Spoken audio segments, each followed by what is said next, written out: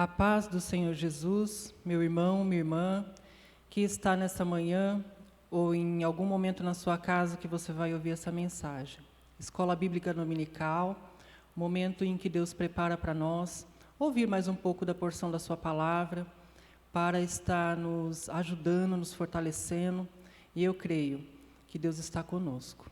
Eu gostaria de iniciar essa escola dominical com uma oração ao Senhor, entregando a minha vida no altar dele. Pai, é em nome de Jesus que eu estou na tua presença, Senhor, que eu subi até a sua casa, Pai, para estar aqui, tendo a minha vida usada pelo Senhor. Pai, que não seja eu, mas que seja, sim, o teu Santo Espírito, que esteja aqui hoje para falar a mim e aos nossos irmãos.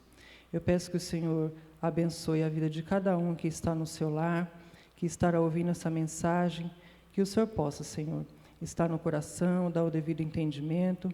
Fica conosco, Pai, precisamos de Ti, e é assim que eu peço ao Senhor, com o perdão dos meus pecados, e em nome de Jesus. Amém.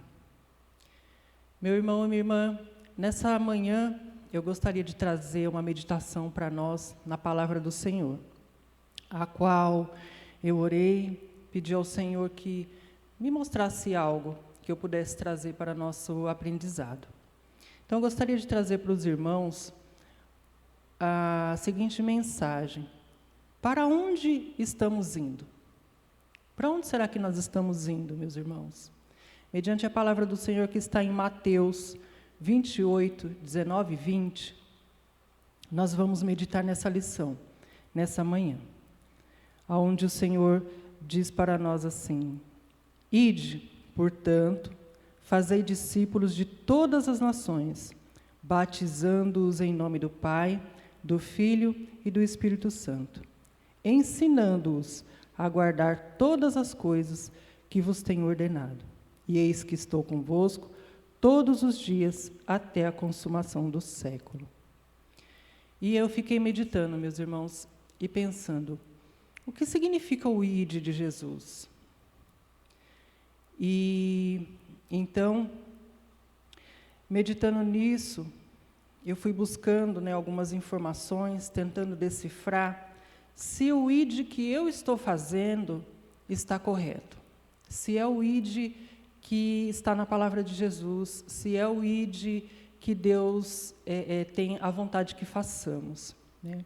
Então, antes de subir ao céu, Jesus deu a seguinte ordem: portanto, ide, fazei discípulos de todas as nações, batizando-os em nome do Pai, do Filho e do Espírito Santo.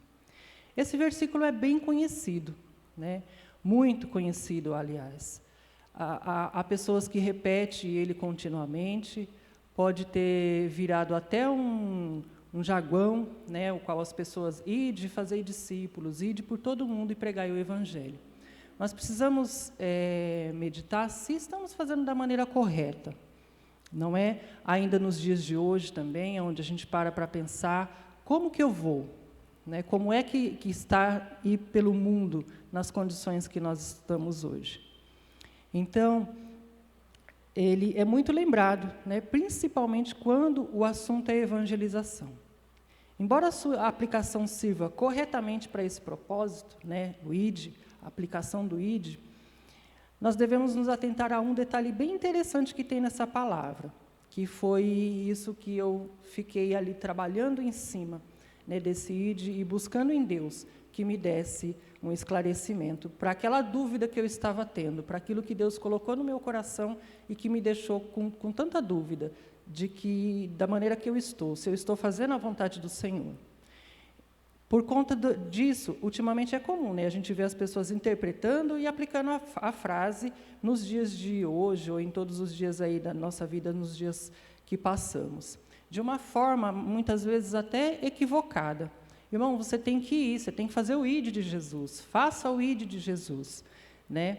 E é comum dizer que temos que fazer o ID que Jesus ordenou, né? É obrigação da igreja, você tem que fazer o ID que Jesus ordenou, você tem que pregar o Evangelho. ID, pregar o Evangelho. Mas, muitas vezes, a gente para só no ID, né? O ID que Jesus nos ensinou, o ID que foi a ordem de Jesus. E o ID é uma tarefa da igreja, né? A igreja tem por obrigação aplicar isso. Mas a igreja, o templo, a igreja, o pastor que está à frente do templo, ou a igreja, nós? Nós somos a igreja. Né? Quem será que é responsável por esse ID? Então, normalmente, quando se interpreta esse versículo, a ênfase dele é colocada sempre no ID. Ide por todo mundo e pregai. Né? Ide é a ênfase que é dada. Essa semana, Deus me tocou. Por que eu cheguei, né, a esse versículo? Essa semana, quando eu recebi o convite para essa lição da escola dominical, como, né, acho que acontece com a maioria das pessoas, a gente tem medo. Então, por um momento, eu parei um pouco para pensar e coloquei no meu coração, mas é a vontade de Jesus, né, que eu tenho que fazer. Eu falo para o Senhor, eis-me aqui, então eu tenho que cumprir o eis-me aqui.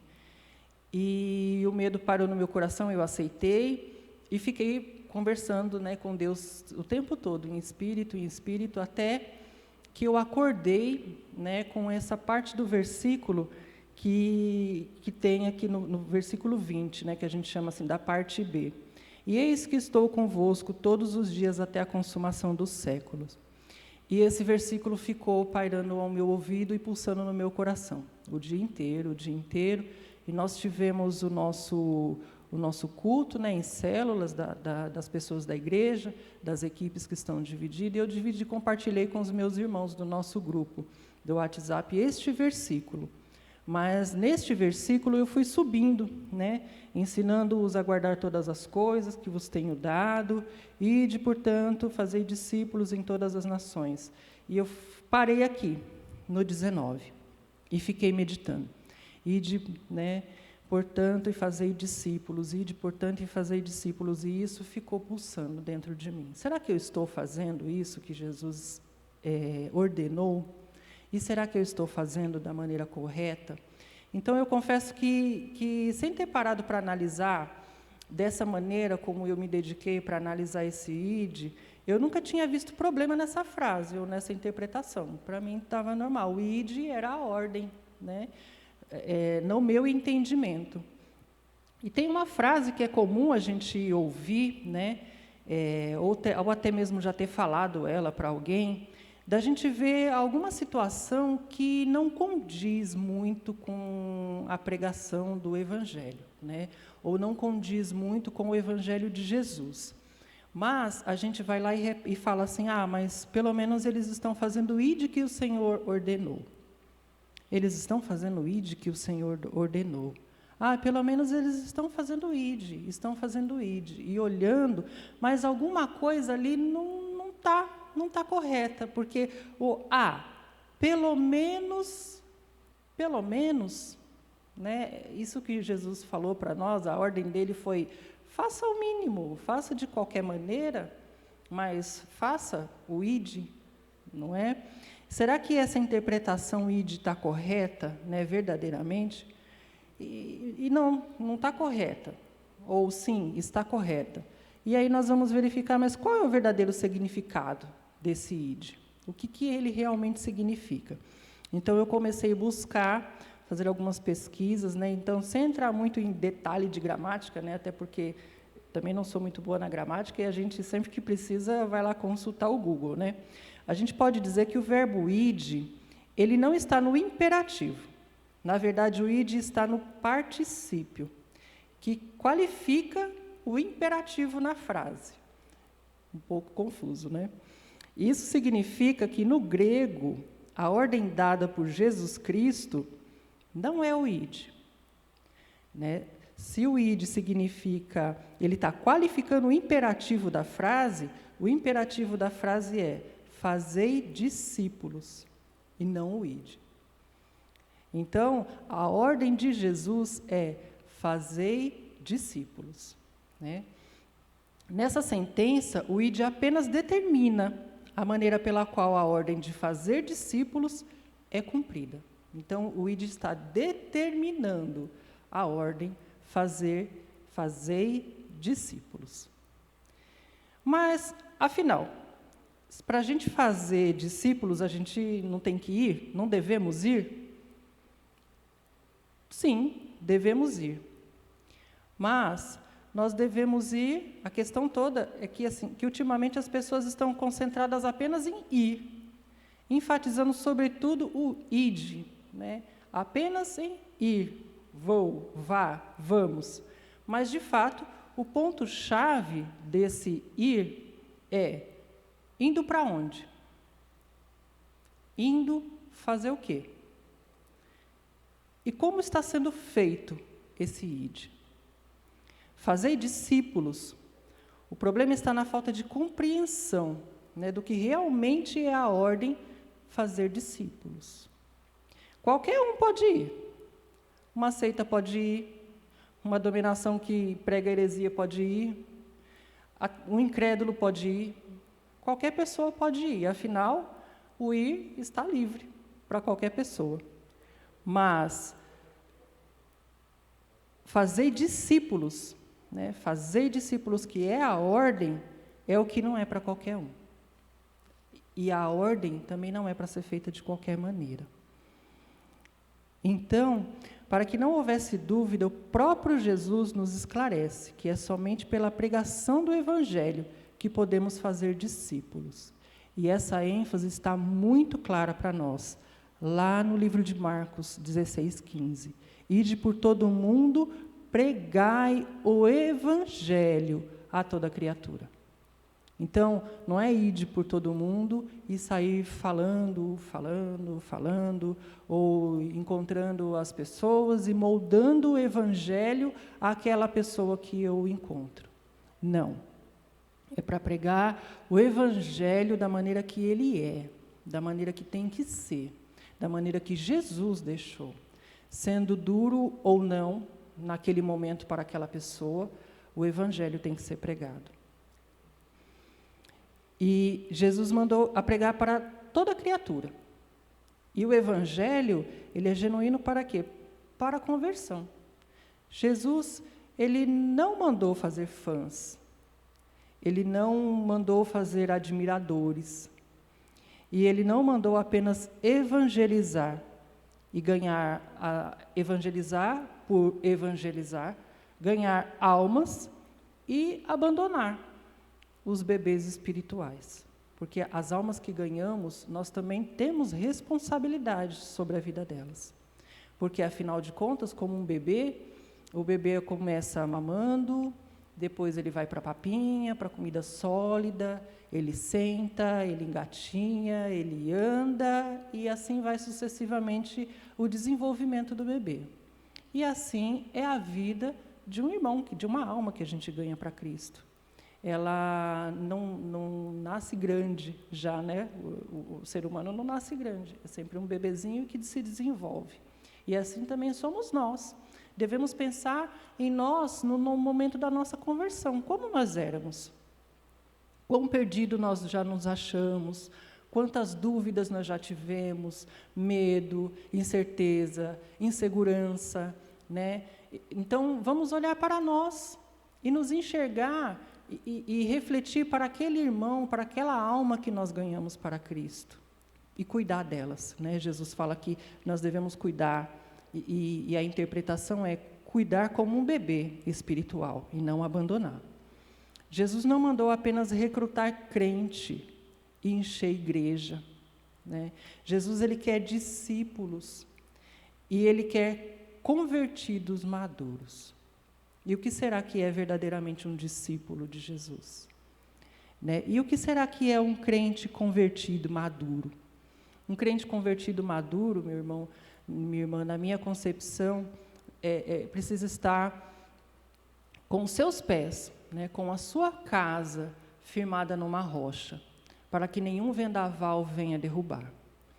Vendaval esse, por exemplo, no qual nós estamos passando nos dias de hoje, que se a gente não estiver ali firme, com os pés na rocha, nós vamos balançar. E dependendo de onde estiver os nossos pés, nós vamos cair, nós vamos ser levados, nós vamos afundar.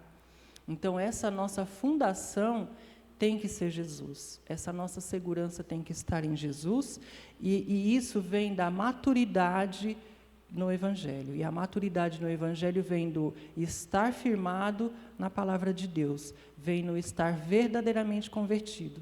Senão nós não vamos estar maduros, nós não vamos amadurecer e nós não vamos conseguir estar firmes na rocha. E o discípulo? Ele quer discípulos, mas o que é um discípulo? Um discípulo é um seguidor? Se eu sigo os passos, né? Se ser um seguidor de Jesus é ser um discípulo, então eu tenho que fazer da mesma maneira que ele faz, não é? E no que isso implica, né, ser um discípulo? O que é ser um discípulo e como isso muda a minha vida? Como eu vou mudar, me transformar sendo um discípulo? Afinal de contas, eu tenho que ser um discípulo ou eu tenho que ser um seguidor? Qual que é a maneira correta? Qual dos dois é correto em ser? Ou o que eu quero ser? Nós vamos ver. Mas isso implica em fazer do reino de Deus o seu tesouro. Então, eu não tenho tesouros aqui na terra. Deus fala para nós que o nosso tesouro, que não é para a gente ajuntar aqui na terra, que o nosso tesouro está no céu. Então, nós temos que fazer do reino de Deus o nosso tesouro. Renunciar tudo por amor a Jesus. E o que é isso, renunciar tudo por amor a Jesus? O que não está no Evangelho do Senhor? O que não está aprovado por Deus? O que eu estou fazendo que não está de encontro a tudo isso aqui que Deus deixou para nós, através da palavra, através do ensinamento de Jesus? Né? Então, eu devo renunciar.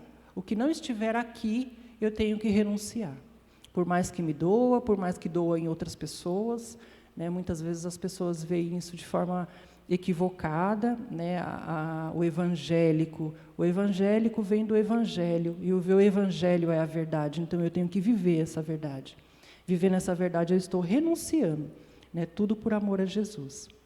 E o que mais que isso significa? Isso significa guardar as palavras de Jesus. As palavras de Jesus é o tesouro que nós devemos guardar, e é o tesouro que nós devemos cuidar, e é o tesouro que nós devemos levar para a nossa vida até a vinda de Jesus, carregar conosco. É a nossa espada, é a nossa maleta, é a nossa mala, é a nossa bagagem, é o nosso tudo. Nós temos isso, mas não é só isso, nós temos tudo isso, não é? Que é a palavra de Jesus para nós. E é ela que é a nossa salvação nos dias de hoje, o nosso abrigo, o nosso conforto, em tudo, meus irmãos, que nós tivemos angustiados, com medo, inseguros. Está aqui o nosso segredo. Mas, irmã Érica, o nosso segredo é somente ler a palavra? Sim, nós precisamos ler, estudar, entender, guardar, mas também pronunciar, levar a palavra a quem tem necessidade, levar a palavra a quem nós identificamos que precisa, levar a palavra na situação que a gente sabe que ali tem que ter a palavra de Jesus, que ali tem que estar Jesus, que ali tem que ter a atuação do Espírito Santo. É nisso que nós devemos estar atentos, para nós chegarmos ao lugar certo, na hora certa, no momento certo, ter a palavra certa para dizer para aquela pessoa naquela devida situação, né? Sem o evangelho verdadeiro, a gente só vai conseguir fazer espectadores para os cultos. É possível fazer público para apresentações da igreja, mas não será possível fazer discípulos que Jesus ordenou. Então, sem o evangelho, meus irmãos, tudo é vazio, né? Não passa de oba-oba, não passa de festa, não passa de fundação sem as devidas características, né, que é uma fundação que aguenta o peso, que aguenta o fardo. Então, se não tem o evangelho na conversão, não tem um crente maduro, não tem a pessoa que está segura, a pessoa que vai aguentar os vendavais da vida, né, os vendavais do mundo, do tempo, dos tempos em que a gente está vivendo. Sem o evangelho não vai ser possível. Somente a mensagem que expõe a verdade sobre o pecado aponta para Cristo ressuscitado, é que pode gerar discípulos verdadeiros para o reino de Deus. Muitas vezes a gente já deve ter se pegado em alguma situação em que dizer a verdade dói. Ou que dizer a verdade vai me causar algum constrangimento, ou a mim, ou para aquela pessoa, ou vai causar algum balanço, né, no nosso relacionamento, na nossa amizade.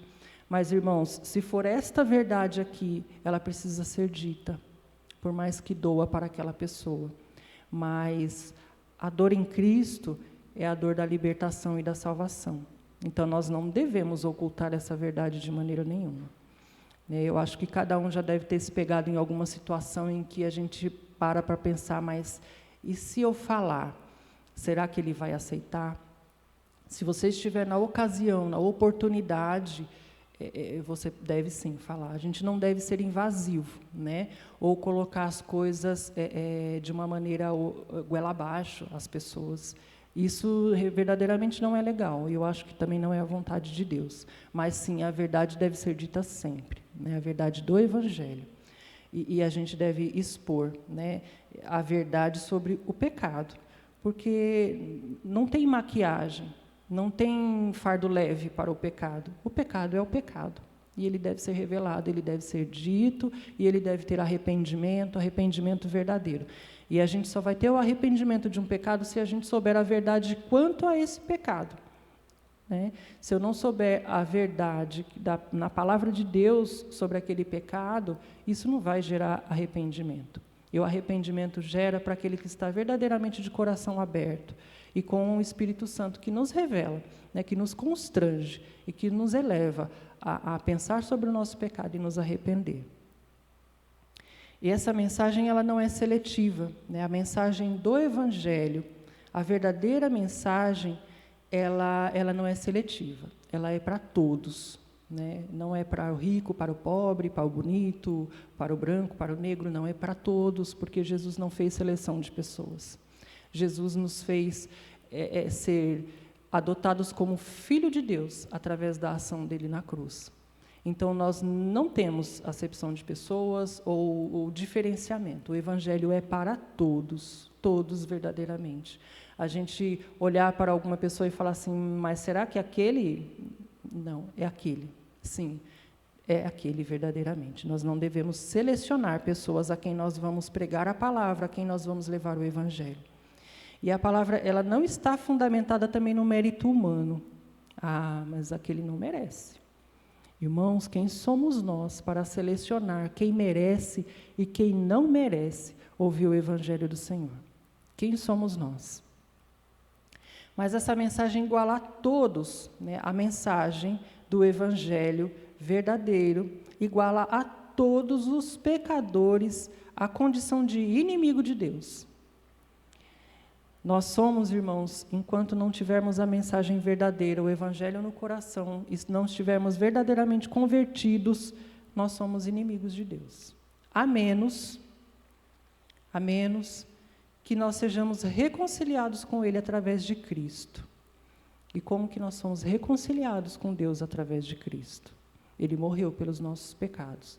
E essa é a nossa reconciliação com Deus através de Cristo.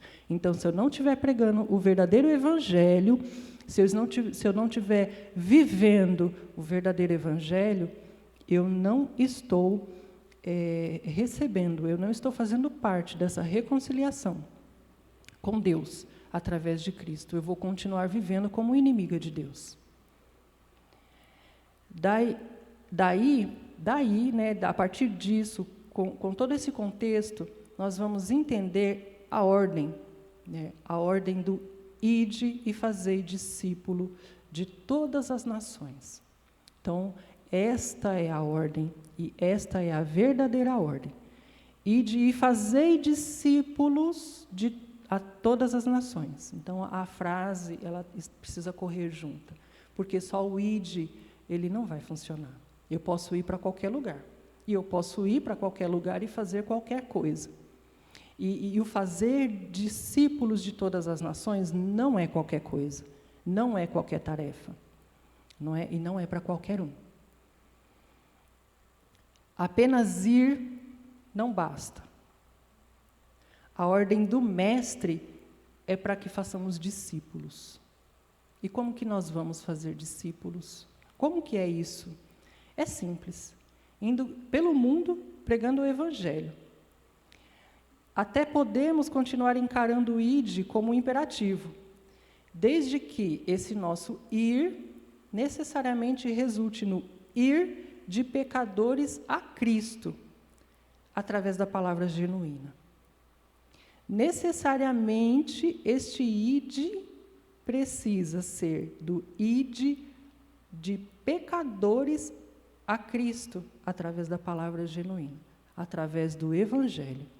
Mas irmos, por todo o mundo e pregar o Evangelho, como que nós vamos fazer isso nos dias de hoje, nos dias que nós estamos vivendo? Em isolamento, em não poder sair para lugar nenhum, em não poder estar em contato com as pessoas. Meus irmãos, no desenvolver do tempo, na evolução do mundo, Deus nos deixou a tecnologia também, senão hoje não seria possível, a gente sem poder frequentar o templo, ter culto, ouvir a palavra. Então a tecnologia está aí para isso. Nós temos um celular. O celular, ele faz ligações, ele manda mensagem, nós temos os nossos contatos, nós sabemos a situação dos nossos irmãos hoje através dos grupos. Então, muitas vezes, não só muitas vezes, mas o dia inteiro nós recebemos mensagens em que uma pessoa está passando por isso, o familiar, o conhecido, o amigo, o colega de trabalho, a mãe do colega de trabalho. Todas essas pessoas estão passando por necessidades espirituais, porque a necessidade física, muitas vezes a medicina está tratando, mas também depende da parte espiritual dessa pessoa. Quando a gente se passa por situação difícil, por enfermidade, nessa atual situação que nós estamos vivendo, é o nosso comum, nós recebemos sempre tantos pedidos de oração. As pessoas estão perdidas, as pessoas estão com medo, as pessoas estão inseguras. Muitas vezes até a gente que está ali, sendo amparados por nossos irmãos, pela nossa igreja, como amparo aqui no Evangelho do Senhor, quando a gente se vê numa situação muitíssimo apertada, a gente chega a pensar primeiro na dificuldade, ou na doença, ou na tragédia que pode acontecer através daquilo. Mas, se a gente não tiver a pessoa do lado, como em situação que nós vivemos agora, até recentemente, minha família, e o que nos fortaleceu foi mensagem dos irmãos, mensagem de eu estou orando, eu estou com vocês, conte comigo para qualquer coisa. Irmãos, isso faz muita diferença. Nós precisamos nos despertar para isso. Apenas ler uma mensagem de solicitação de oração e colocar o símbolozinho, amém, eu estou orando, isso não basta. Nós precisamos nos colocar no lugar, na situação, na pele daquela pessoa, porque ser um intercessor em oração não é só elevar o pensamento, é se pôr no lugar daquela pessoa, se pôr na situação daquela pessoa. E se fosse comigo, se fosse a minha mãe, então orar nessa intensidade, interceder nessa intensidade, nos colocando do lado daquela pessoa, se colocando à disposição. A gente tem as mídias, nossas redes sociais. Vamos usar as nossas redes sociais para fazer Cristo ser conhecido, para colocar o nosso testemunho de vida, o nosso testemunho, a nossa comunhão, o quão a gente tem amparo no Senhor Jesus, que Ele está conosco. Então, vamos usar para isso.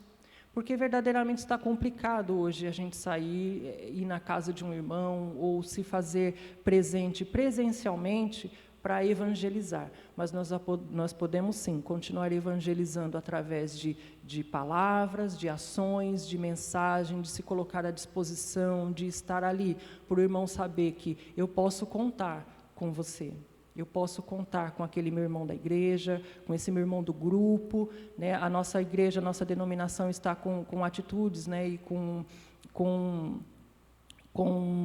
atitudes mesmo tão amparadoras. Nós estamos aí com os grupos de WhatsApp, fazendo os nossos cultos semanais, através daquele grupo pequeno de pessoas, onde a gente pode conversar, a gente pode contar bênção, e a gente pode contar dificuldade, e a gente pode pedir oração e pedir apoio, e é isso que nós temos que fazer, meus irmãos. O fazer discípulos é fortalecer o nosso irmão que está enfraquecido do nosso lado, é falar para aquele irmão que Jesus está contigo, tenha fé, porque muitas vezes o momento de dificuldade nos faz esquecer um pouco né, dessa parte que Jesus falou para nós ainda nesse discípulo: eis que estou convosco todos os dias até a consumação do século. Então Jesus, ele está conosco, irmãos, todos os dias.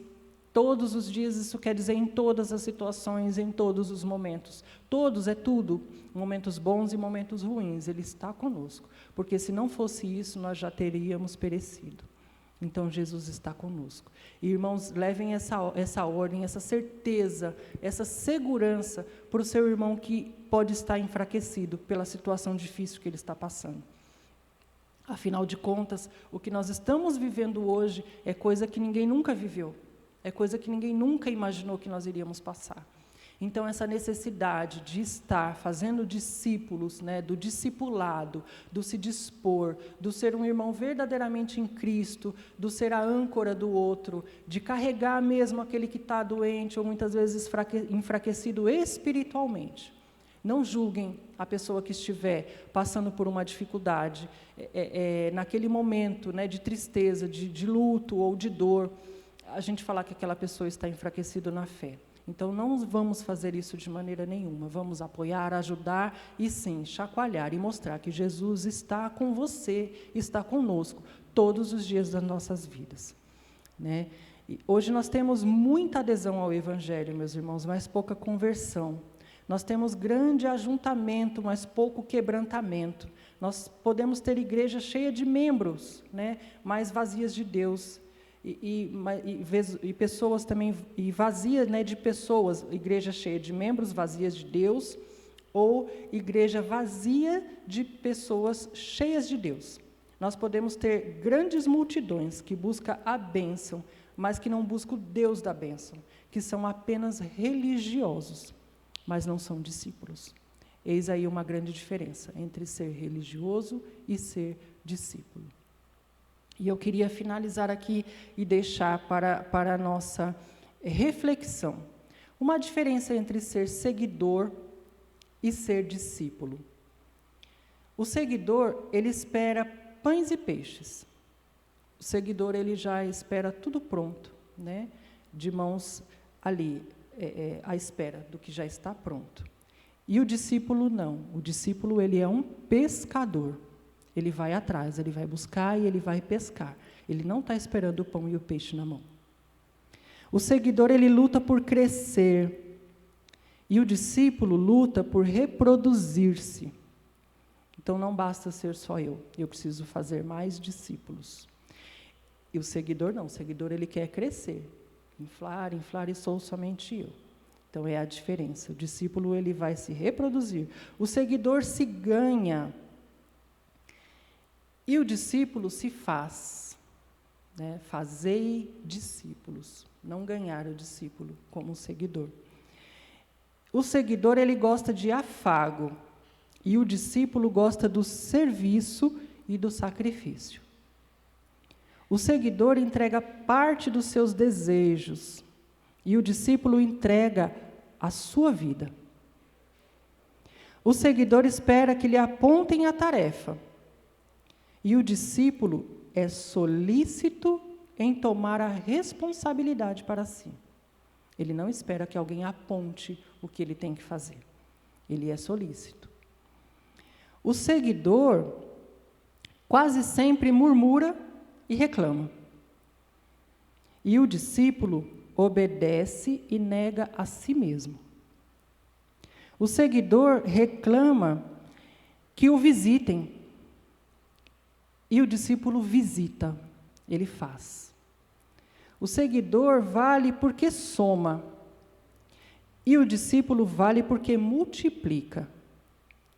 O seguidor sonha com a igreja ideal, e o discípulo se entrega para fazer a igreja real, não a ideal. O seguidor diz: que bonito! E o discípulo diz: eis-me aqui. O seguidor espera por um avivamento na igreja. O discípulo não. O discípulo é parte do avivamento. O seguidor é forte soldado na trincheira de defesa. O discípulo é soldado invasor da trincheira inimiga. O seguidor é condicionado pelas circunstâncias. O discípulo as aproveita para exercitar a sua fé. Irmãos, aproveitar a circunstância para exercitar a sua fé. Olha como isso é forte. E como nós devemos tomar para nós, a cada momento que a gente se vê próximo a um buraco negro, a algum abismo, né? Aquela circunstância precisa avivar a minha fé. O seguidor é valioso. E o discípulo é indispensável. Então, eu queria deixar aos irmãos hoje essa reflexão, né, deste momento do ide. Qual é o meu ide? Eu estou indo para onde fazer o quê? Eu estou cumprindo a ordem, fazer discípulos, é isso que eu estou fazendo? E no mais, com todas essas coisas, se tiver medo, se tiver inseguro, se tiver em alguma situação que te cause dúvida, né, em fazer discípulos, lembre-se, irmãos, do que Jesus deixou para nós. Eis que eu estou convosco todos os dias até a consumação dos séculos. Todos os dias até a consumação dos séculos. Eu quero muito que Deus abençoe a vida de cada um, a vida de cada família, que Deus abençoe a cada lar. Eu queria encerrar esse ensino de hoje, dessa escola bíblica, com uma oração de agradecimento ao Senhor.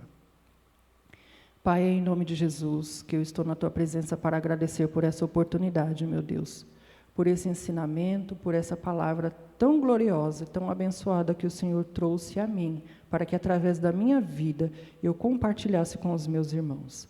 Peço que o Senhor esteja conosco, que abençoe o nosso domingo, a nossa semana, a nossa vida e a nossa casa. Seja o nosso sustento, Senhor. Segura nas nossas mãos e nos fortalece para que possamos estar com o Senhor até a consumação dos séculos, porque eu tenho certeza que o Senhor está conosco, mas nós precisamos estar com o Senhor. Pai, é em nome de Jesus que eu oro, agradecida. Amém. Obrigado, meus irmãos, e fiquem na paz e com a paz do Senhor Jesus. Amém.